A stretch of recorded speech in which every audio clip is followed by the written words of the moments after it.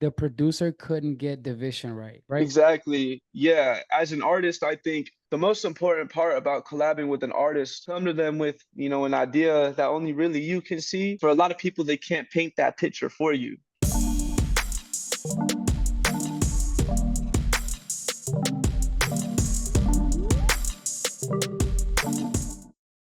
Welcome in, y'all. ALEXSOY aquí presente. Today, we have a very special guest in the building.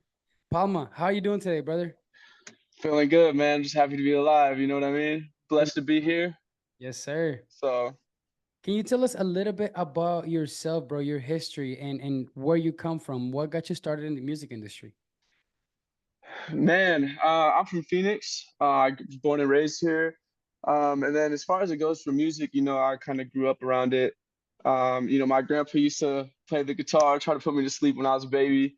Really? Grew up, yeah, with my uncle being in a band. My mom's a singer. So I kind of just been, messing around with it my whole life. Dibbling, Good. dabbling in other genres. Messing a little bit with everything. So kind of just doing it all out here. When did you get started? What age did you get started with music, bro? I think I wrote my first song when I was like 8, man, to be honest. Because I remember my friend growing up found it and it was like a big old issue when I was in like first, second grade, man. I was getting clowned and yeah, it was a whole Really? yeah, dude, it was a whole thing. The whole thing. And whenever you first started making music, how were you able to make music? Was it through like FL Studio? I know you told me you're a big FL guy, right?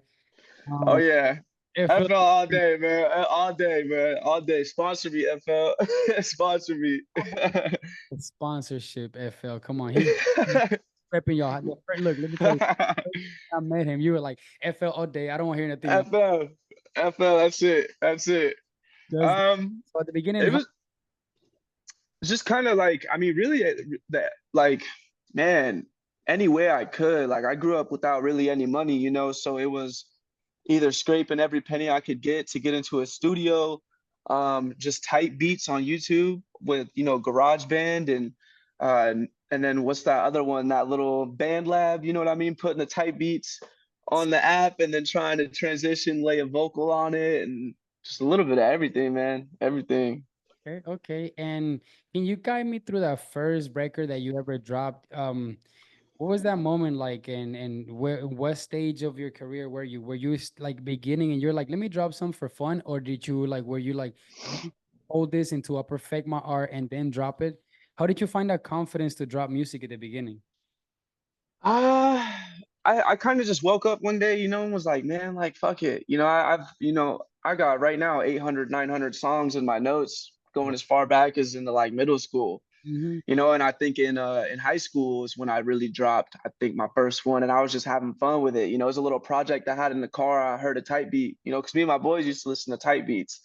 And then I heard it and, we just start going. And then I'm like, man, you know what? I'm like, let's take that to the studio and I did it and I hated it. The producer couldn't get really the vision right and just didn't really work out, but I spent money and I dropped it. And man, it was like overnight. I kind of just started seeing traction, started seeing the reposts, started seeing all the motion kind of come in and it just, I mean, it blew my mind. You know what I mean? I couldn't believe it. But I feel like I can do this. I can be a I producer. know, right? Yeah, I was like, okay. I was like, man, if that's what people like, man, I was like, I'm capable of so much better. And I think that really pushed me to keep, you know what I mean? Keep doing it.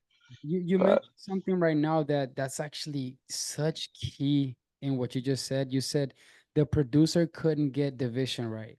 exactly. Yeah. As an artist, I think the most important part about collabing with an artist, a producer's an artist in my eyes. They tune audio. They're the ones who know how to use the tools that we need. Yeah. And when you come to them with, an idea that only really you can see, um, for a lot of people, they can't paint that picture for you. You gotta paint it yourself. So I think that's what really got me into even producing in general was just not being happy with results that I was seeing. So Mm. I kind of just took it into my own hands. Dude, that's honestly that's huge for me. That little topic right there of having a producer be able to see your vision and actually expand it. So you go to the first studio the first time and you're like, yo, I need to make my own shit. I need to be, do my own things because this guy just can't get it right. So Exactly. that when you transition into more of like producing your own stuff and Hmm. the first time you went to a studio, or were you already producing your own stuff? I was trying to, but I didn't really know how to yet. And Gotcha. I'm a very impatient, like if I have an idea, I need to get a pencil and start drawing, So that's kind of like I was already doing it. I'm like, man, but I need it to be good. I need my vocals to pop. I need to, so yeah, that's why I took it to a studio. I needed that, I wanted it to be good, but Yeah, absolutely. No, yeah. That's interesting. That's actually a very interesting topic. So how do you approach collaborating with other artists, especially um, being a producer and artist yourself? How do you see collaborations? Do you see collaborations as like enhancing your product, or do you see collaborations as something to expand your marketing? that's a good question. Um, I don't know. I've never been a fan of collabing for the thought of money, if that makes sense. Like, I've had artists that are bigger than me reach out, I can get you this many plays, or if I didn't like the music, it's never been about the money to me. It's always been about the music because the money's been there for me, since I was, starting coming to high school, learning how to make it. So to me, it was never about money or necessarily marketing. It was more or less like just doing it out of heart. Mhm. If I would hear an artist and he was really liking my stuff and he wanted to collab with me, I'd listen to his tunes, and if I didn't think I liked them, I'd be like, all right, you know what? Let's hop on a track together. We could both kind of produce it, Yeah. get another producer. Let's see what we could do. And funny enough, man, I think I did that one time, and I think it was bro's biggest song because when we all kind of, Oh, really? yeah. So yeah, it's never been about really like.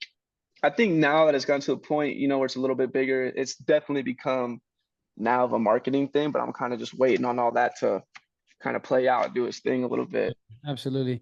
Can you tell me a little bit about what do you think it's like marketing, and what do you think for artists and producers, what is marketing? How can we market? What are the like what has been your little gem to market your music and get yourself in the position that you're in? I love that question, man. I've been thinking about that a lot lately. And I think for me, at least, when I was dropping raps or, releasing beats, you would get, um, you know, a lot of people don't know how to market themselves. And I guess to kind of retrace that is, for example, one of my favorite artists, Wink. His music is so good, man. He makes some of the best tracks I've ever heard. But he doesn't really drop reels, for example. He doesn't put himself out there. He's kind of letting people come to him. But I Mhm. think when you do that, it's a slower route. Um, I don't know. That's an extensive question. I Yeah. think, when Is you that market yourself, is that a marketing strategy of its own, kind of playing the mysterious card? you see exactly, because I mean, kind of, you know what I mean, and that's what I'm kind of going into. Because, like, for example, you see, I just announced my first show coming up in October 12th. Patience, brother. Um, Either. Thank you. And I see, a lot of people do that and they kind of just leave it at the show. And Right. then I think a lot of people think they need a label to drop merch. They need a label to get tickets. They need a label to really market themselves, but I looked into it myself. And my first show, man, I'm gonna have shirts, hoodies. I got one of my homegirls doing ticketing, so I got a girl doing drinks, bartending. I'm buying all the alcohol, Right. so when the money is there, you could really put yourself out there and cause an attraction. And now a label isn't gonna take any of my money. It's Exactly. gonna all come to me. And I think that's the way to market yourself when you're like, hey, I got hoodies. Because then people think already, oh, he's with a label, he's got hoodies. Hmm. But when you really just go out and do it yourself and you put yourself out there, I'm putting flyers out on Mill Avenue. That's where I think that's what marketing is. You're really putting yourself, you're showing motherfuckers like, hey, I'm here right now. You know what You I ever mean? So, read the book Art of Seduction? I haven't. Bro, it pretty much, seduction is not necessarily anything sexual, but it's just about it's kind of how to grab the masses and pull them in towards you. And Exactly. Yeah. what you're saying is perception. You need to be perceived as somebody who's already in a position so that people can gravitate towards that feel. I love that. By the way, I will be there at your show supporting you Let's do it, man. as much as possible for you. Absolutely. I have a question for you. What do you Yeah. think is the biggest mistake that a producer can make at the beginning of their career? Listening to other people, man, and copying. You know, a lot of people, a lot of producers, I notice, you know, a lot of type beats. You see Cali type beats, Texas type beats. Man, do your own thing, man. Go, you know, make your own sound. Do what you sounds good. Sit there and mess with the keys, mess with the effects, you know, and take inspiration from everybody around you. And then take an artist who's around you instead of trying to just jump straight. I need Go Yayo. I need Drake to see my beat, man. Right, It's right. not how it works. You know what I mean? Go pick an artist from your city, go put them, hey, I'll show you how to become a good rapper. Let's produce a good track that catches the attention of these big people. And then that's your producer. You know what I mean? Like that's how it should That's work. fire. That's fire. That I love that because actually that's what I did myself when I was in the beginning of my career. I grabbed a Yeah. producer, shout out Frankie AR. I grabbed a producer that Yeah. him and I know that at the beginning of our careers we were just learning, but I was like, I want to learn with you. I want to be in the growth with you. That's And the biggest part. That's the bro, biggest part. it worked. It worked. Exactly, you know? What do you think is what strategies do you use to maintain a workflow on producing, recording, and on top of it being a business minded person to be able to execute a show and to promote your brand? How do you maintain a workflow in that? You don't, man. You kind of just lose your mind in it. And Exactly. I think that's kind of what's happening, you know, happening to me. And I think, you know, as a man, as men, you know, all we can really do is just try to, you know, not fail as a man and be, you know, the person you are. You gotta, I mean, it's rough, man. You know, I'm still working 9 to 5 right now, you know, but I wake up, I'm responding to emails, you know, I'm okay, well, I gotta take care of this customer now. All right, well, right after that, I gotta go do this. I hear a track and need to sample something. Well, shit, now I gotta stop, put that in my notes real quick. I want to sample that.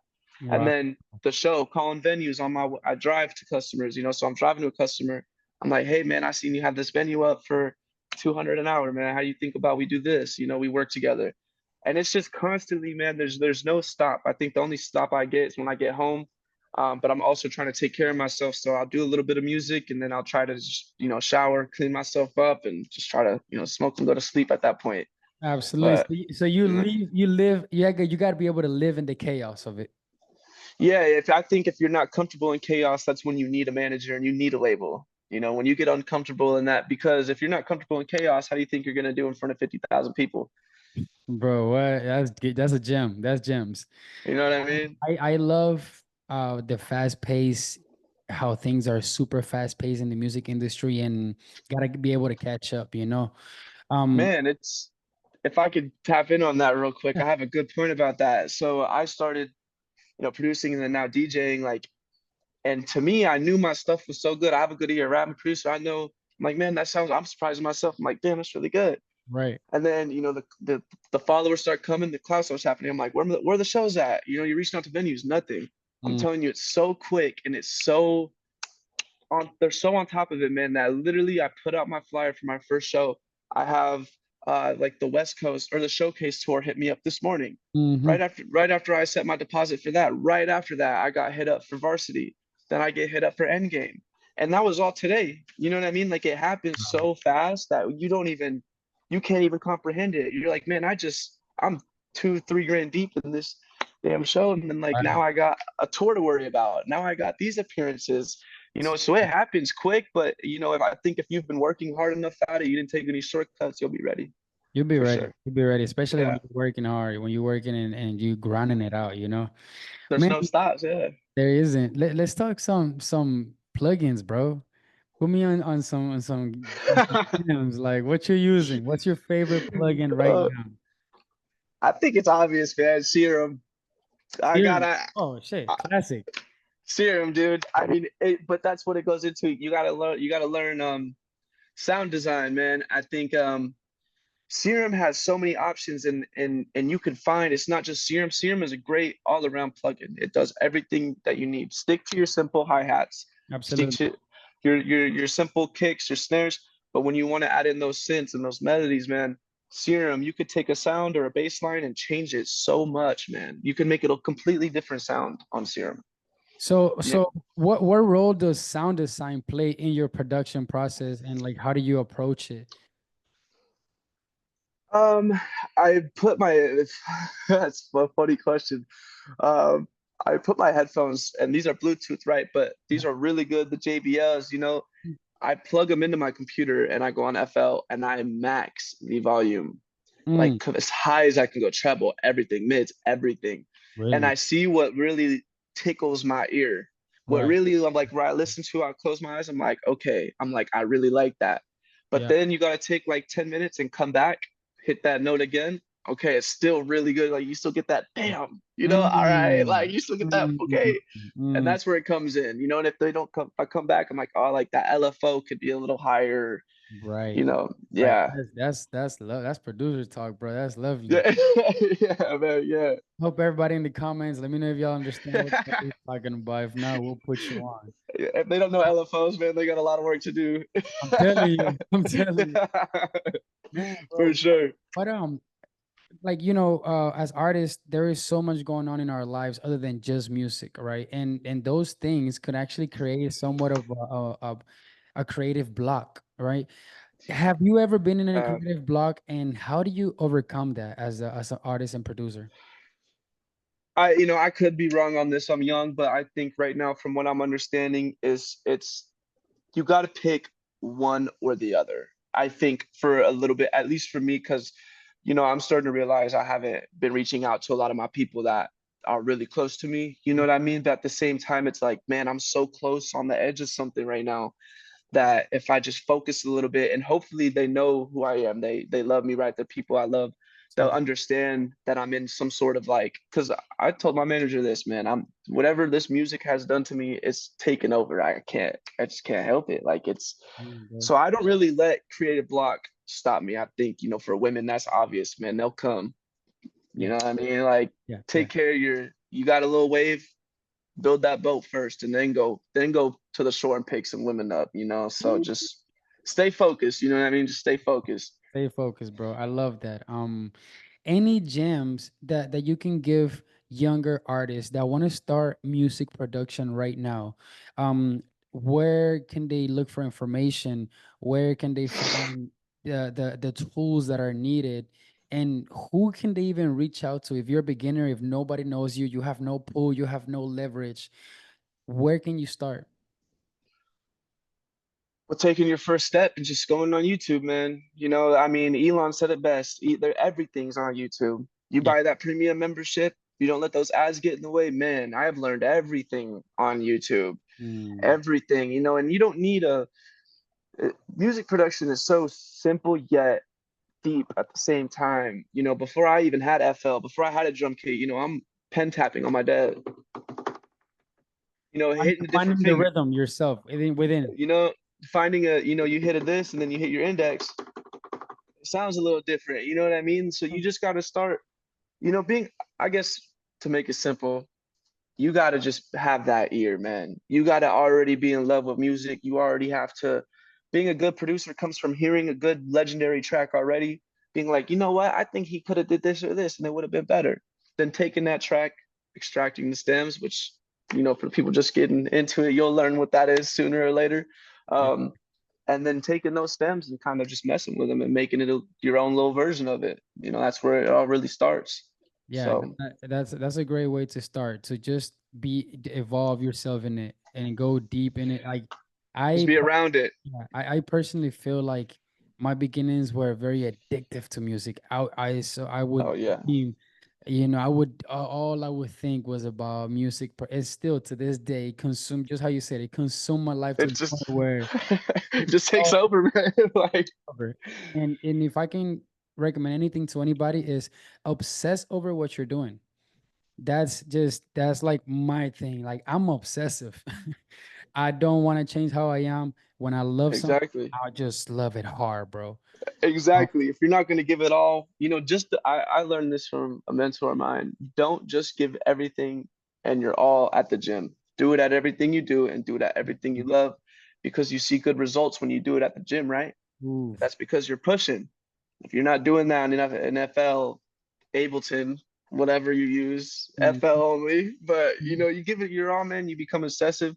yeah, Obsession beats talent or what was it, skill every day. absolutely. I go by that one. I say, how you do anything is how you do everything. You know? If Exactly. you're gonna half-ass something, what makes you think that you're not gonna half-ass the other thing? You know? Exactly. When And if it you can't get started, how do you think you're gonna handle getting all these bookings and having to get up and having to not be able to sleep? Man, I gotta drive to LA, then I gotta drive to San Diego, then drive to Phoenix. You Mhm. know, Exactly, bro. just gotta do it. If you need me to pull up with you, bro, you just let me know, okay? Let's do it.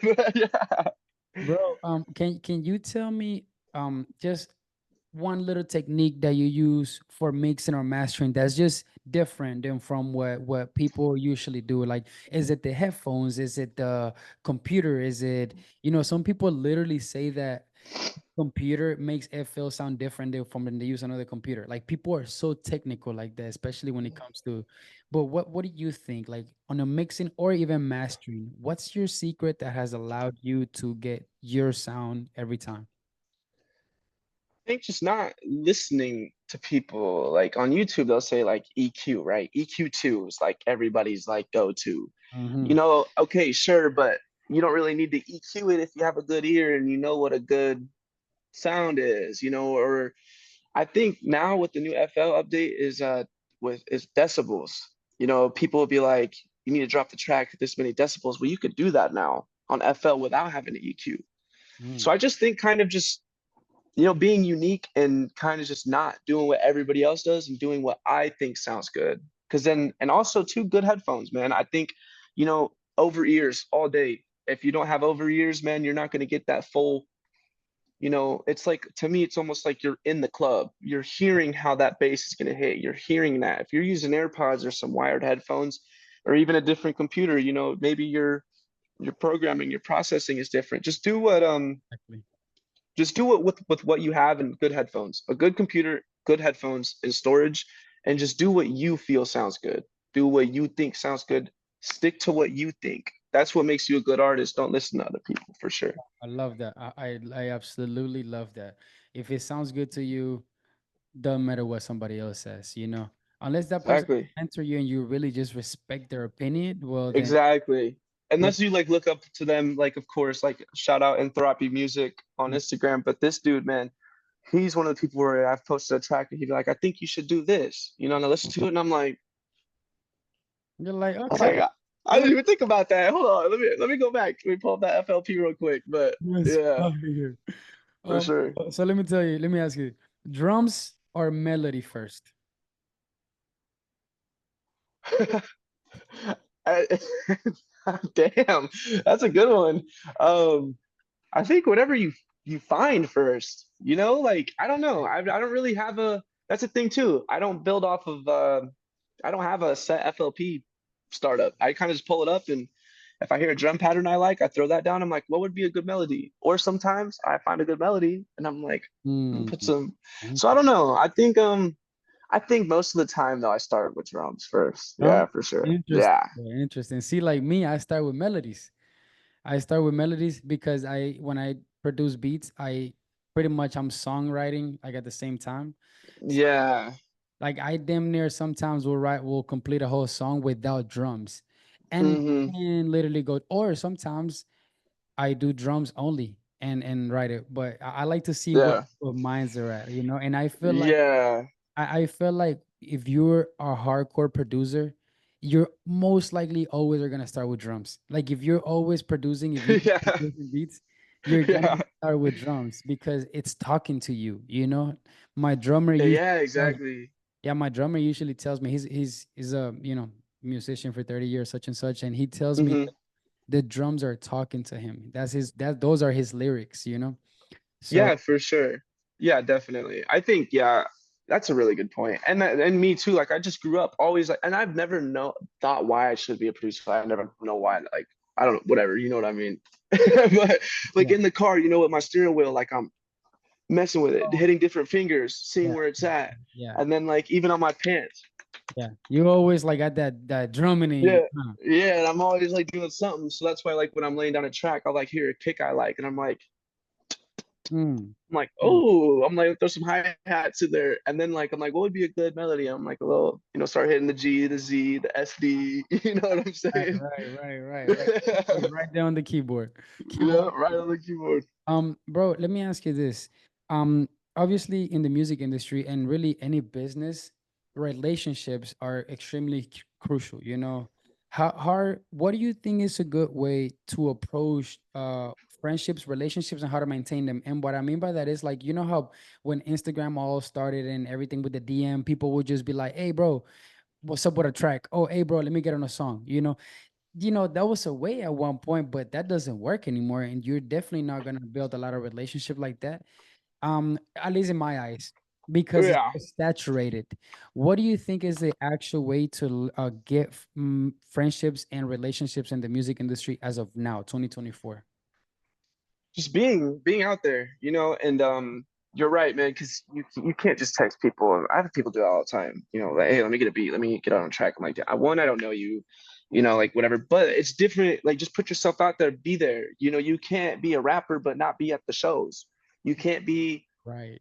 you can't be like an EDM DJ but not go to the events. So when you go there and you meet these people and you got projects you're working on, hey bro, like, listen to this little wave file I got. And then they like Mhm. it and they show you some lyrics and you're like, hey bro, you're a cool dude, like, let's do it. And I would say a good piece of advice too is always stay true to yourself. I have people that, like, for example, the people at Endgame, I don't even know if I should say this, but I was reaching out constantly, nothing, nothing, nothing, nothing, nothing. And now all of a sudden, you catch a little traction. Now they're like, hey, what's up?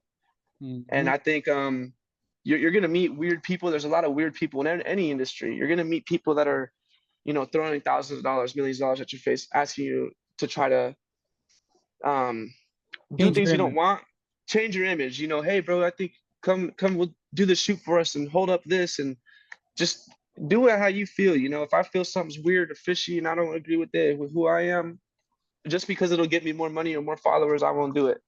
I think that's what's really important too, is staying true to yourself for sure. Yeah. And what kind of like the way that we met is actually a perfect example.